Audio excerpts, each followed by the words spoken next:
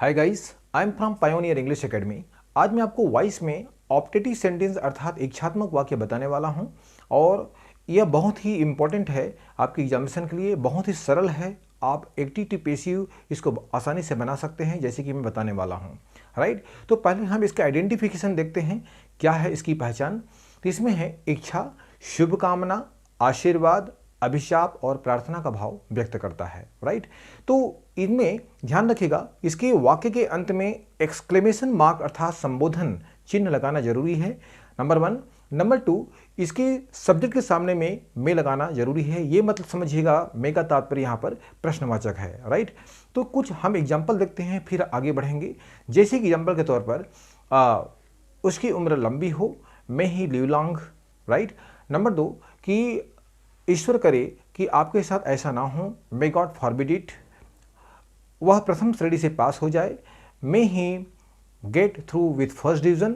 Right, तो इस प्रकार से वाक्य हम देखते हैं। जैसे और वाक्य बताऊंगा आपको कि आपकी यात्रा मंगलमय हो, wish you happy journey. Right, इस प्रकार से वाक्य आपकी एग्जामिनेशन में अगर आए तो कैसे इसको बदलेंगे मैं आपको बताने वाला हूं। तो ध्यानपूर्वक बोर्ड की ओर देखिएगा और आपको बहुत ही सरल तरीके से मैं बताने वाला हूं। ऑप्टेटिव सेंटेंस के अंतर्गत यदि आपके एग्जामिनेशन में पूछे तो जो मैं फार्मूला बता रहा हूं उस फार्मूला को सेट करके आप उसको आसानी से बदल सकते हैं। राइट, अब देखिए बोर्ड की ओर देखिए, पहले हम अफर्मेटिव का फार्मूला देखते हैं।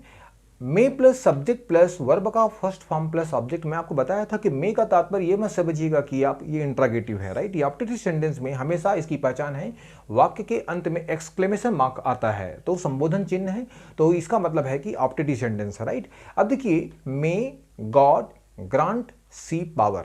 राइट, अब देखिए यहां पर एक्सक्लेमेशन मार्क है, इसका तात्पर्य है कि यह ऑप्टेटिव सेंटेंस है। राइट, अब देखिए इसको कैसे बदलेंगे हम, तो इसका फार्मूला देखिए पैसिव वॉइस का, may plus object plus be plus verb का third form plus by plus subject. Okay, अब देखिए कैसे बदलेंगे हम, तो मे को सेम टू सेम लाइए आप, मे फिर लाएंगे हम सी। क्या लगाएंगे? सी क्या हो गया हमारा? ऑब्जेक्ट हो गया। मे सी फिर लगाएंगे हम बी। क्या लगाएंगे? बी फिर वर्ब का थर्ड फॉर्म ग्रांटेड। क्या आएंगे? ग्रांटेड। क्या ग्रांट कर रहे हैं? पावर। ग्रांटेड पावर और फिर by God.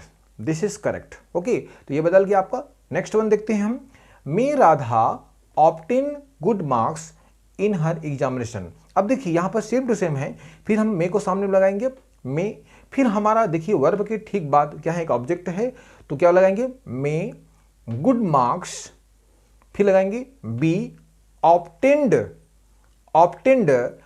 By Radha in her examination. This is correct. Okay, third one देखते हैं हम, मे गॉड फॉरबिड इट। ईश्वर करे उसके साथ ऐसा ना हो, तो हम कैसे बोलेंगे? मे, अब देखिए मे इट, मैं क्या बताया था? May it be forbidden by God. Correct, एकदम इजी है, आप आसानी से इसको बदल सकते हैं। मे ही गेट सक्सेस, फिर उसको लगाएंगे हम, मे को सेम टू सेम लाइए, फिर ऑब्जेक्ट लाइए, may success be gotten by him. This is correct. तो आसानी से आप इसको बदल सकते हैं और बहुत ही अच्छे नंबर से आप पास कर सकते हैं। लेकिन मैं आपको इसमें एक तरीके से और बताने वाला हूं, तो उसको ध्यान में रखिएगा। और यदि कुछ आपको आइडेंटिफिकेशन ऐसा कुछ बताऊंगा और यदि वो आप फॉलो करेंगे तो आपको मैं दावे के साथ बोलता हूं कि ऑप्टेटिव सेंटेंस के अंतर्गत जो भी एक्टिव से पैसिव बदलने के लिए आएगा उसमें आपको एक भी गलत नहीं होगा। अब देखिए एक तरीके से मैं आपको और बताने वाला हूं, इसको तो आपको समझ में अच्छी तरह से आ गया होगा, इसको मैं लिखूंगा इसके बाद। अब देखिए इसको तो मैं एक एग्जाम्पल में लिख लेता हूं पहले।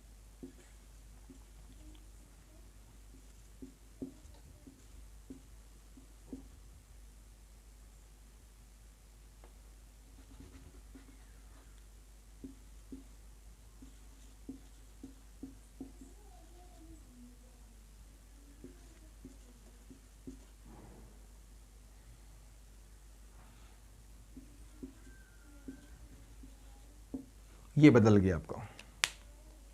राइट, अब देखिए यहां पर क्या लिखा है? May she be granted power by God. Okay, इसको मैं दूसरे तरीके से बताने वाला हूं, तो इसको हम कैसे बदल सकते हैं? देखिए आप यहां पर देखिए डबल डबल ऑब्जेक्ट है, तो मैं आपको ध्यान आपसे I am requesting from all of you, इसको बिल्कुल ध्यान में रखिएगा। अगर आपको इम्तिहान में ऑप्टेटिव सेंटेंस के अंतर्गत आते हैं तो मैं जो बताने वाला हूं बिल्कुल उसको ध्यान में रखिएगा। यहां पर देखिए एक ऑब्जेक्ट है, डबल ऑब्जेक्ट है, तो कोई भी ऑब्जेक्ट आए, सिंगल ऑब्जेक्ट आए या फिर डबल ऑब्जेक्ट आए तो इसका इस तरह से भी आप बना सकते हैं, लेकिन इसको इस तरह से बनाने के सिवा एक फार्मूला के तरीके से और बना सकते हैं, राइट। अब देखिए मैं कैसे बताने वाला हूं।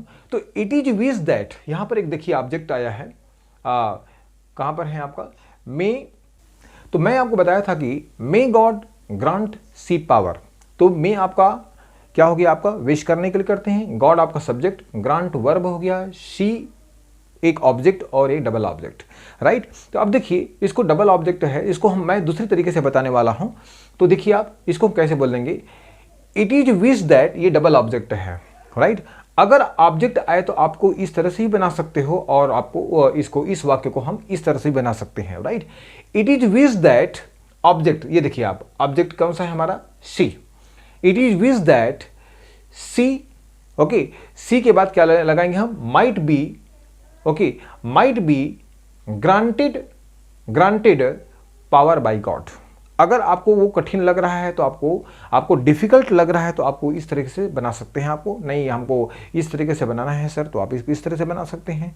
लेकिन माय डियर स्टूडेंट्स, मैं आपको एक तरीके से आपको और बोलना चाहूंगा कि कृपया करके कि अगर आपका सब्जेक्ट है, यहां पर देखिए आपका मे आपका क्या है, हमारा ऑक्सिलरी वर्ब है, गॉड आपका क्या हो गया, हमारा सब्जेक्ट हो गया, ये हमारा वर्ब है और ये हमारा ऑब्जेक्ट हो गया, कोई भी ऑब्जेक्ट। यदि वर्ब के बाद ऑब्जेक्ट ना रहे आपके वॉइस में तो प्लीज आपसे निवेदन है उसको इस तरह से आप नहीं बनाइएगा, नहीं तो आपको नंबर नहीं मिलेगा आपको, राइट। तो it is wish that plus subject might plus verb का फर्स्ट फॉर्म। यहां पर देखिए कि मैं आपको क्या बताया था, यहां पर देखिए सी एक ऑब्जेक्ट है, पावर ऑब्जेक्ट है। अब यहां पर देखिए मे वंशिका ब्लेस, और यहां पर देखिए मे ही लिव लॉन्ग और मे गॉड फॉरबिड। यहां पर देखिए मे आपका विश करने के लिए है, वंशिका आपका सब्जेक्ट हो गया, ये आपका वर्ब हो गया। उसी प्रकार से मे आपका क्या हो गया, विश करने के लिए हो गया, ये आपका सब्जेक्ट हो गया और ये आपका हम वर्ब है हमारा, ये आपका फिर वैसी है, ये गॉड आपका क्या हो गया, हमारा सब्जेक्ट हो गया, ये हमारा वर्ब हो गया। अगर आप इस तरीके से इसको इस फार्मूला से बनाते हैं तो ये बिल्कुल गलत हो जाएगा आपका, राइट। तो हम इसको कैसे बदलेंगे, मैं आपको बताने वाला हूं। देखिए मे वंशिका ब्लेस, राइट, तो इसको इस तरह से बनाइएगा, इट इज विश दैट, यहां पर लाइए फिर इट इज विश दैट, फिर हम लगाएंगे सब्जेक्ट, क्या लगाएंगे, subject. It is wish that Vanshika might be, it is wish that Vanshika might bless, this is correct, okay. अब मे ही लिव लॉन्ग, बिल्कुल इसी तरह बनाइएगा आप, it is wished that, it is wish that he might live long, बिल्कुल correct है। अब देखिए मे गॉड फॉरबिड, अब यहां फॉरबिड के बाद कोई ऑब्जेक्ट नहीं है, फॉरबिड एक वर्ब है, तो कैसे बोलेंगे हम, इट इज विश्ड दैट, क्या बोलेंगे, इट इज विश दैट, फिर लगाएंगे सब्जेक्ट, गॉड माइट फॉरबिड, बिल्कुल करेक्ट है। तो इस प्रकार से आप बनाइएगा। अगर आपके एक्टिव वॉइस में कोई ऑब्जेक्ट ना हो, केवल वर्ब तक दिया हो, तो कभी भी इस फार्मूला का उपयोग नहीं कीजिएगा, राइट। और यहां पर देखिए फॉरबिड है एक वर्ब है, लिव लॉन्ग एक वर्ब है और ब्लेस एक वर्ब है, तो आपको इसी तरह से बनाना है आपको, नहीं तो फिर आपका सेंटेंस बिल्कुल गलत हो जाएगा। अब देखिए इसको बदल रहे हैं आपको, आपके लिए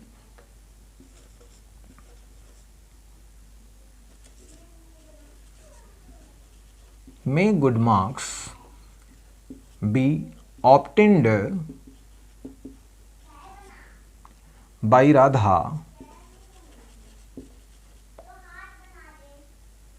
in her examination.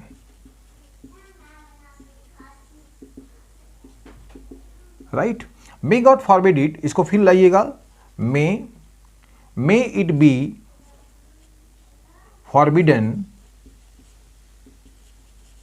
Forbidden by God, this is correct.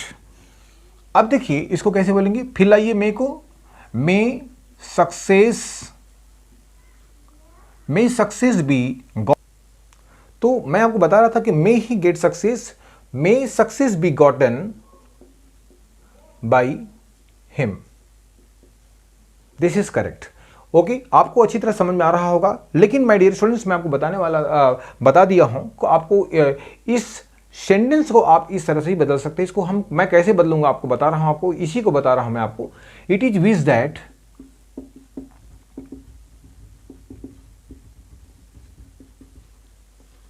अब देखिए हमारा ऑब्जेक्ट कौन सा है, हमारा ऑब्जेक्ट यहां पर सी। सी और उसके बाद क्या लगाएंगे, might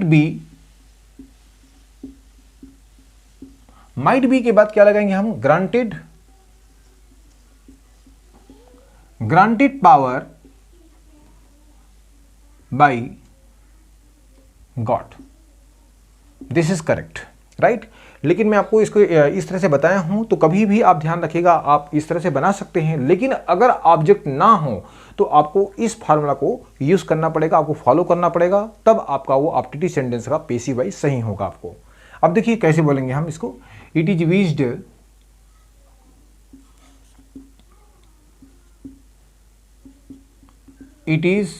wished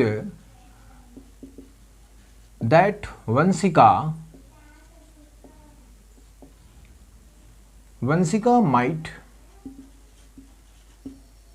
bless. This is correct. फिर बनाएंगे हम, it is wished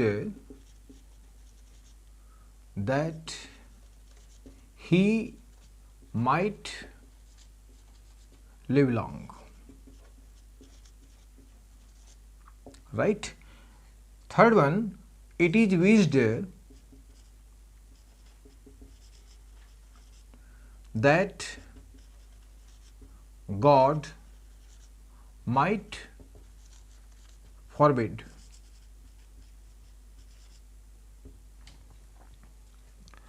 dear students, hopefully आप लोगों को अच्छी तरह समझ में आ गया होगा।